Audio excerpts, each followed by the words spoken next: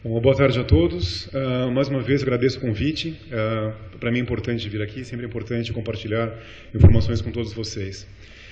Faz mais ou menos 10 anos que eu comecei a operar tumor, faz 10 anos esse mês, e sempre que eu vejo um tumor vertebral ou metástase, eu confesso que eu tenho ainda bastante ansiedade. É um assunto que sempre me traz algum grau de angústia, por isso talvez a falta de cabelo grande que eu tenho na cabeça hoje em dia.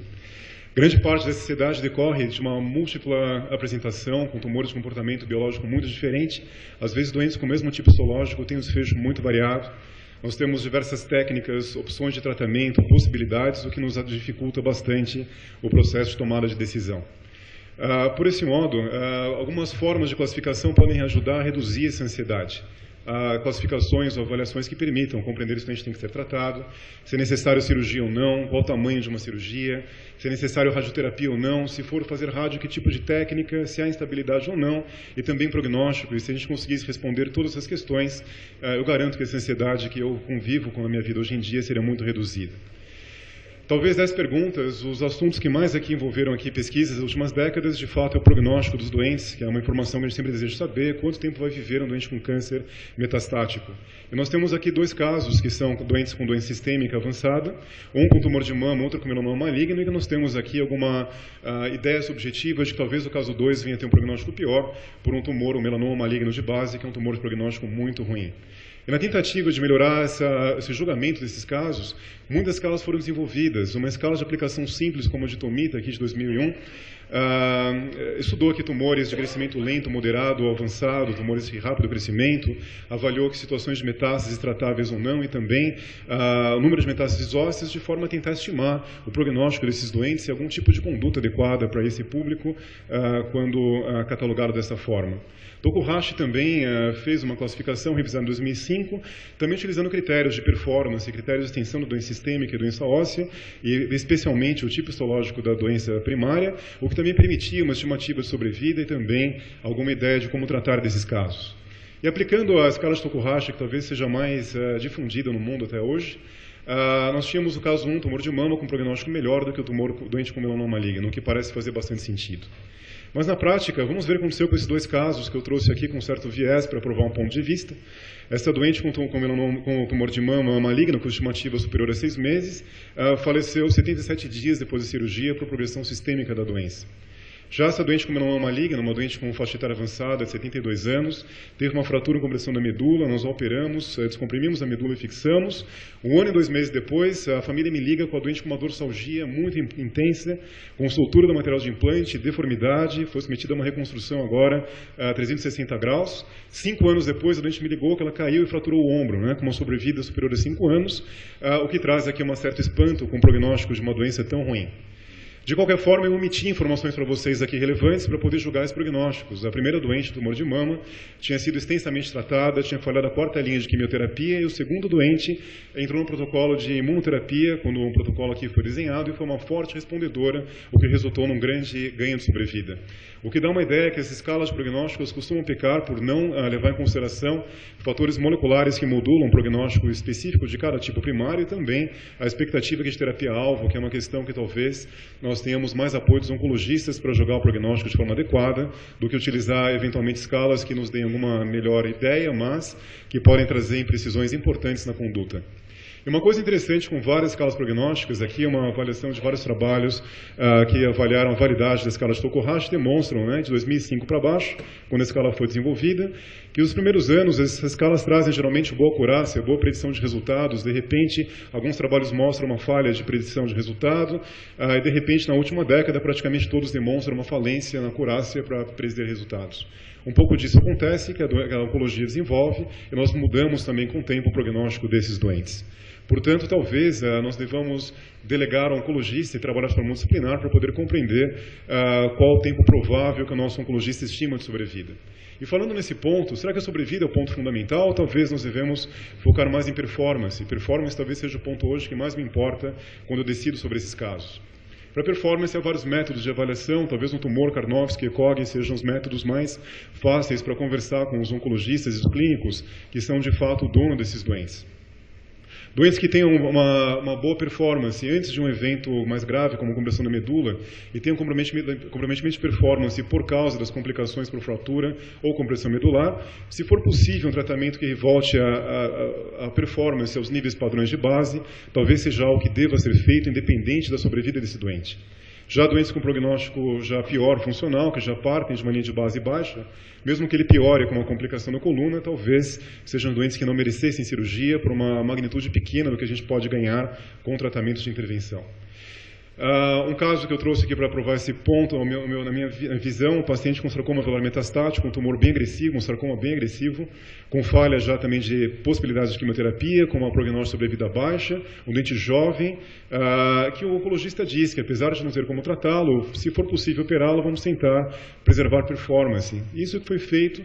O doente no terceiro PO tem recuperação da marcha, com apoio, quarto PO, uma alta hospitalar, 14º PO, marcha independente, retornou ao trabalho com 21 dias, veio a falecer com próximo a 3 meses de evolução por progressão sistêmica de doença, mas nesse meio tempo ele fez bastante coisa e vivenciou momentos importantes com a família, no trabalho, o que faz sentido, esse tempo de sobrevida útil ainda, com boa qualidade de vida, até que veio a falecer com um tempo mais curto, mas com vida significativa. E, portanto, hoje em dia, mais do que perguntar sobre quanto tempo um doente vai viver, eu fico me perguntando se alguma medida minha pode ser tomada que possa resultar em alguma melhora de performance pelo tempo que ainda resta de sobrevida. Talvez seja uma pergunta que faça mais sentido na minha visão.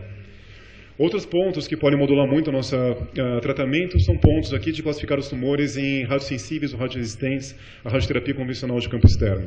Isso é um ponto importante, porque situações como essa, em que nós temos um canal estreito por um tumor de próstata, nós podemos manejar com muito pouca ansiedade, com uma alta probabilidade de resultado com a radioterapia convencional, sem grande tecnologia.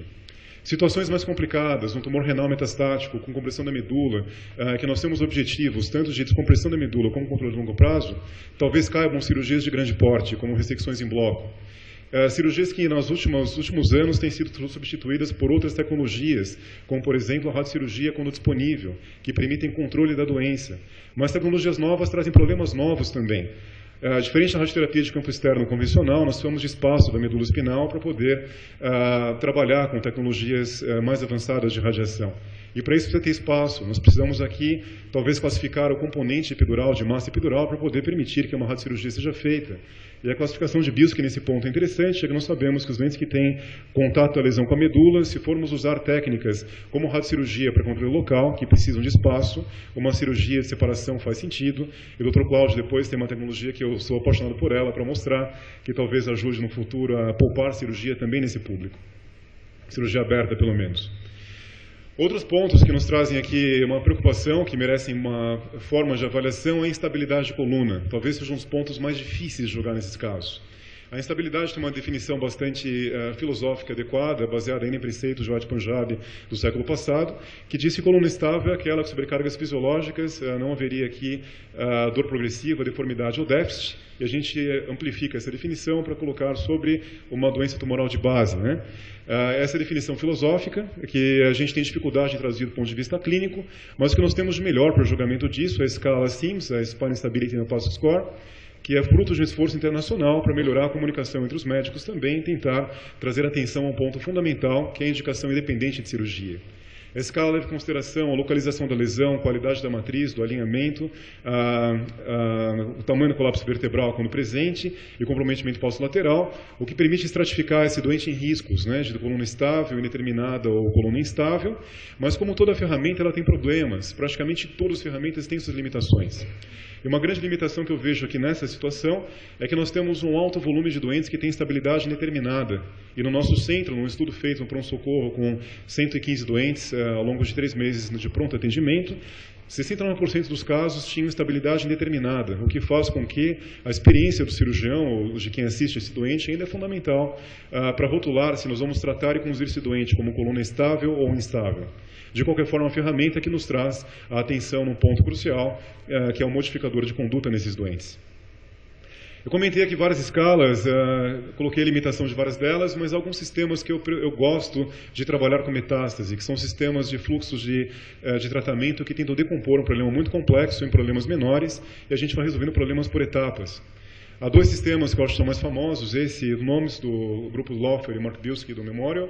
Há um grupo também que eu gosto bastante do pessoal do Instituto Rizzoli também, do Boriani, e que também é algo que me agrada para a avaliação desses doentes, e que tenta simplificar um pouco da bagunça. O NOMES ele procura usar aqui a questão neurológica como fator de decisão, seja o déficit neurológico como também o grau de compressão sobre o canal. Avalia a questão oncológica, especialmente sobre a sensibilidade do tumor à radioterapia convencional e para a definição de que tipo de tecnologia utilizar nesses casos. Avalia aqui a situação de estabilidade mecânica e também a gravidade da doença sistêmica e performance.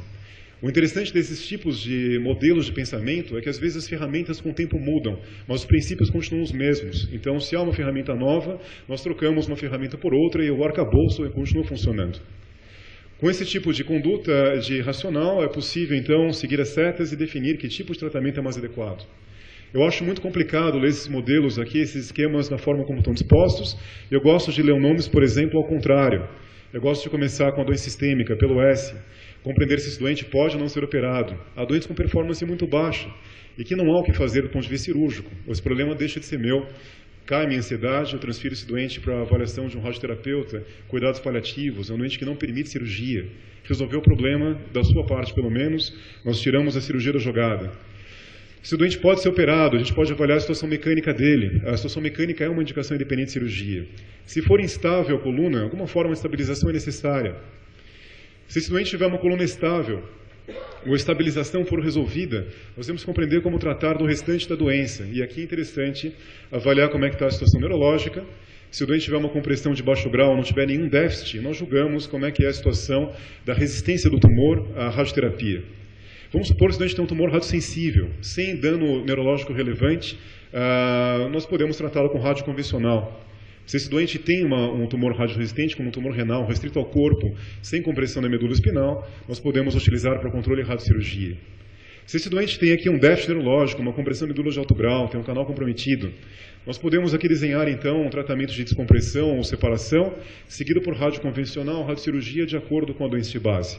Então, uma situação que é muito complexa, talvez seja melhor simplificada por princípios, seguindo etapa por etapa e resolvendo problemas pequenos uma por vez, e assim, talvez a ansiedade, que pelo menos é frequente na minha prática, seja com grau reduzido, que permita uma discussão mais apropriada da melhor conduta para o seu doente.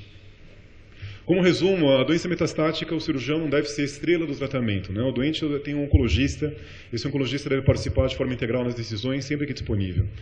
A avaliação de prognóstico talvez caiba mais a eles. O avanço da oncologia é muito rápido e tem muitas nuances em que nós, cirurgiões, temos uma dificuldade grande em estudar, nos dedicar à nossa área e também os avanços da oncologia clínica. Para mim, fluxos de tratamento, fluxogramas de tratamento me parecem que fazem mais sentido. Eu utilizo as escalas, às vezes, como ferramenta para resolver problemas pontuais, mas com arcabouço de algum fluxo que me faz sentido no escopo geral de tratamento. Sempre precisa ter uma visão crítica. Toda ferramenta tem vantagens e limitações. E o mais importante conhecer o valor das suas escalas é conhecer quais são as limitações dela, porque é aí que nós vamos ter risco de ter, eventualmente, tratamento em excesso ou falta e arrependimento por utilizar uma escala de forma muito dura. E, por último, esses doentes merecem participar das decisões. Alguns doentes nossos, às vezes que a gente vê um valor terrivelmente bom da cirurgia, optam por não ser operados, e o contrário, é claro que é mais difícil de acontecer, mas deixar o doente como sem tratamento e permitir que eles participem de uma decisão compartilhada também nas incertezas que surgem na evolução desses casos. Muito obrigado pela atenção a todos. Obrigado.